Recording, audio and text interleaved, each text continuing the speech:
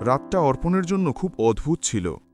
মায়ের মুখে সেই কথাটা শোনার পর থেকে তার মাথায় একটাই কথা ঘুরছিল, মেয়েটা তোমার থেকে একটু বড়, মানে সিনিয়র। অর্পণ সবসময় বন্ধুদের সামনে গর্ব করে বলতো সে কখনোই সিনিয়র মেয়ে বিয়ে করবে না, তার কাছে সেটা ছিল নিজের ইগোর বিষয়। কিন্তু আজ পরিস্থিতিটা অন্যরকম। বাবা অসুস্থ, সংসারের দায়িত্ব এখন তার ওপর। সেই রাতেই অর্পণ বাবার ঘরে গেল। বাবা বিছানায় শুয়েছিলেন, মুখে ক্লান্তি কিন্তু চোখে শান্ত একটা ভাব। বাবা ধীরে বললেন, অর্পণ, জীবনের সব সিদ্ধান্ত ইগো দিয়ে নেওয়া ঠিক নয়। অর্পণ চুপ করে রইল। বাবা আবার বললেন, একবার অন্তত মেয়েটার সাথে দেখা করে দেখ। সব মানুষকে দূর থেকে বিচার করা ঠিক না। সেই কথাগুলো অর্পণের মনে গভীরভাবে লাগল। রাতভর সে ঠিকমতো ঘুমোতে পারল না। তার মাথায় ঘুরছিল বন্ধুদের সামনে বলা কথা, নিজের অহংকার আর পরিবারের আশা। শেষে সকালে সে একটা সিদ্ধান্ত নিল। সে মায়ের কাছে গিয়ে বলল, ঠিক আছে মা, আমি একবার দেখা করব। মায়ের মুখে তখন হালকা একটা হাসি ফুটে উঠল। পরের দিন বিকেলে একটা কফি শপে দেখা করার কথা ঠিক হলো। অর্পণ আগে গিয়ে বসে পড়ল। তার মনে তখন অদ্ভুত একটা নার্ভাসনেস। অর্পণ বসে আছে এক কোনায়, হাতের কফিটা ঠান্ডা হয়ে গেছে, কিন্তু তার মাথার ভেতরটা তখনও গরম। হঠাৎ দরজা খুলে সেই মেয়েটা ঢুকল। সাদা সালোয়ার, হালকা নীল ওড়না, চোখে আত্মবিশ্বাস, কিন্তু কোথাও যেন লুকিয়ে আছে একটা ক্লান্তি। সে ধীরে ধীরে এসে অর্পণের সামনে বসে পড়ল। আমি ঐশী। মেয়েটা প্রথমে বলল। অর্পণ মাথা নাড়ল। অর্পণ, তুমি জানোই। দুজনের মাঝে কয়েক সেকেন্ডের নীরবতা। তারপর ঐশী হালকা হেসে বলল, তোমার নিশ্চয়ই একটু অদ্ভুত লাগছে, কারণ আমি তোমার থেকে বড়। অর্পণ একটু অপ্রস্তুত হয়ে গেল। সে কিছুক্ষণ চুপ থেকে বলল, হ্যাঁ, মানে আগে কখনো ভাবিনি এমন কিছু। ঐশী মাথা নিচু করে কফির কাপটা ঘোরাতে লাগল। তারপর ধীরে বলল, আমিও ভাবিনি। জীবন সবসময় প্ল্যান মতো চলে না। এই একটা লাইন অর্পণের মনেই যেন কোথাও গিয়ে লাগল। সে প্রথমবারের মতো ঐশীর দিকে একটু গভীরভাবে তাকালো। তুমি কি এই বইটা চাও? অর্পণ সরাসরি প্রশ্ন করল। ঐশী কিছুক্ষণ চুপ করে রইল। তার চোখে হালকা জল জমে উঠল, কিন্তু সে হাসার চেষ্টা করল। চাওয়া না চাওয়া এই দুটার মাঝেই আটকে আছি আমি। অর্পণ অবাক হয়ে গেল। মানে? এবার ঐশী ধীরে ধীরে বলল, আমার বাবা নেই। মা অনেক কষ্ট করে আমাকে বড় করেছে, আর এখন মা চায় আমি যেন নিরাপদ একটা জীবনে থাকি। কথাগুলো বলতে বলতে তার গলা কেঁপে উঠল। আমি না বলতে পারি না, কারণ ওর চোখের ভরসাটা আমি ভাঙতে পারি না। অর্পণ চুপ হয়ে গেল। তার নিজের বাবার অসুস্থ মুখটা হঠাৎ মনে পড়ে গেল। দুজনের পরিস্থিতি কতটা আলাদা, আবার কতটাই একই। কিছুক্ষণ নীরবতার পর অর্পণ ধীরে বলল, তাহলে আমরা দুজনেই আসলে নিজের জন্য না, পরিবারের জন্য এখানে বসে আছি, তাই না? ঐশী হালকা হাসল। হয়তো তাই। হঠাৎ একটা ওয়েটার এসে বলল, স্যার, আপনার কফি রিফিল করব? অর্পণ না বলতে গিয়ে থেমে গেল। তারপর ধীরে বলল, হ্যাঁ, করে দিন। এই ছোট্ট সিদ্ধান্তটাই যেন কিছু বদলে দিল। ঐশী তাকিয়ে বলল, তুমি একটু আগে চলে যেতে পারতে, খেলে না কেন? অর্পণ কিছুক্ষণ চুপ করে রইল, ভাবল। তারপর বলল, কারণ তোমার কথা শুনে মনে হলো তুমি শুধু একটা প্রস্তাব না, তুমি একটা গল্প। ঐশী প্রথমবারের মতো একটু অবাক হয়ে তাকালো।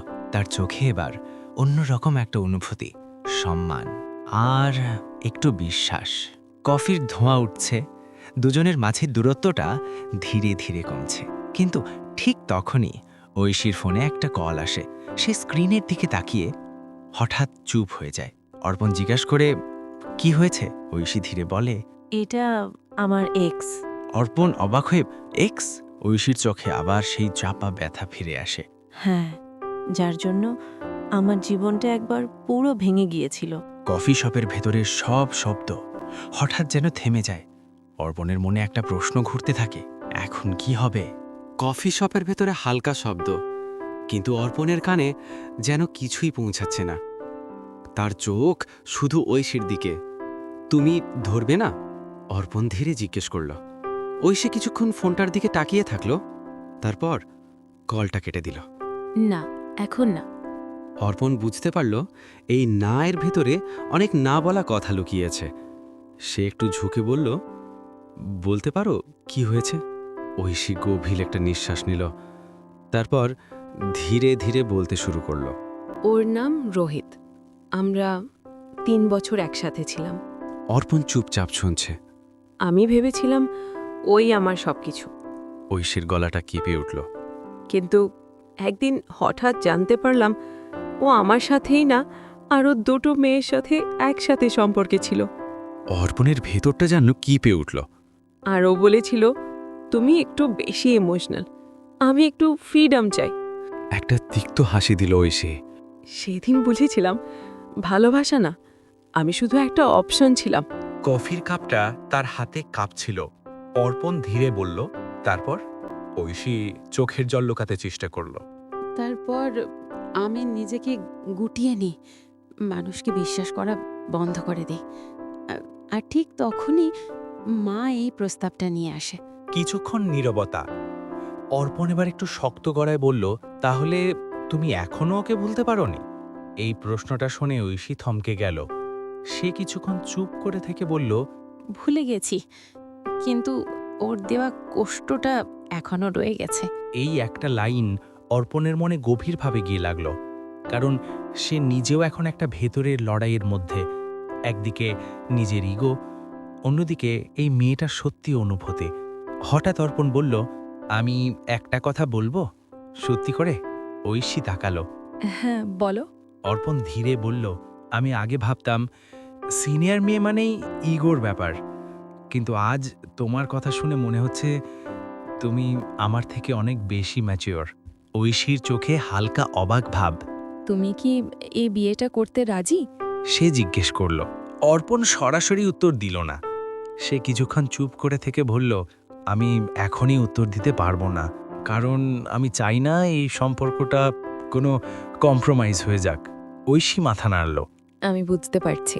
ঠিক তখনই আবার ফোনটা বেজে উঠল। এইবার ঐশী স্ক্রিনটা অর্পণকে দেখালো। রোহিত কলিং। অর্পণ কিছু বলল না। ঐশী কয়েক সেকেন্ড স্ক্রিনের দিকে তাকিয়ে রইল। তারপর ফোনটা সুইচ অফ করে দিল। বৃষ্টির মাঝে দাঁড়িয়ে এই ছোট্ট সিদ্ধান্তটাই যেন একটা বড় পরিবর্তনের শুরু। কিন্তু রোহিত কি এত সহজে ছেড়ে দেবে? অর্পণ কি নিজের ইগো পুরোপুরি ছেড়ে দিতে পারবে? আর এই সম্পর্কটা কি সত্যিই ভালোবাসায় বদলাবে? এই রকম ভালোবাসার গল্প শুনতে আমাদের সুইট ইজ লাভ ডায়েরি চ্যানেলটি সাবস্ক্রাইব করুন।